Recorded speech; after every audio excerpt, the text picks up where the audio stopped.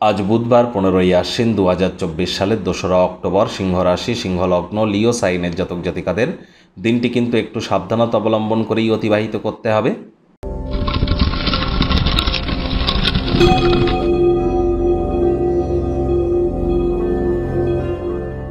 ভিডিওটির শুরুতেই আপনাদের সকলকে রাজযোগ চ্যানেলের তরফ থেকে শুভ মহালয়ার হার্দিক শুভেচ্ছা ও অভিনন্দন রইল। আজ গান্ধী জয়ন্তী, মহালয়া, অমাবস্যা এবং সূর্যগ্রহণ, চারটি বিশেষ ঘটনা আজকের দিনেই সম্পাদিত হতে চলেছে।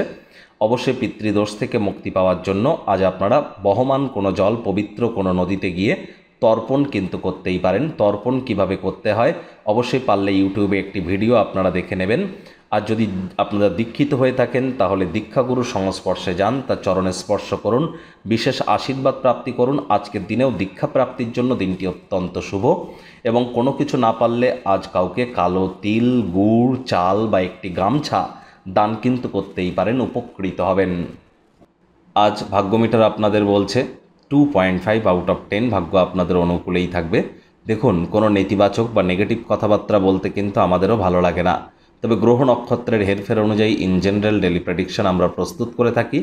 যাদের চন্দ্র রাশি সিংহ, এই গণনা তাদেরই অধিকাংশ ক্ষেত্রে খাটবে। আজ আপনাদের রাশির অধিপতি সূর্যের উপরেই তো গ্রহণ লাগতে চলেছে। অমাবস্যার দিন মহালয়া। আজ কায়িক পরিশ্রমের কারণে শরীরে ক্লান্তি আপনারা অনুভব করতেই পারেন। ওজন বুঝে ভোজন গ্রহণ করুন। নিজের মধ্যে ইচ্ছা শক্তির অভাব, আবেগগত এবং মানসিকভাবে আপনারা উদ্বিগ্নতা অনুভব করতে পারেন। অবাস্তব পরিকল্পনার ফলে আর্থিক অভাব কিন্তু দেখা দিতেই পারে। ব্যয়বহুল একটি দিন, খরচ বাড়বে। নতুন উদ্যোগ পরিকল্পনার পাশাপাশি নতুন নির্মাণ কার্যকে আজ পিছিয়ে দিন।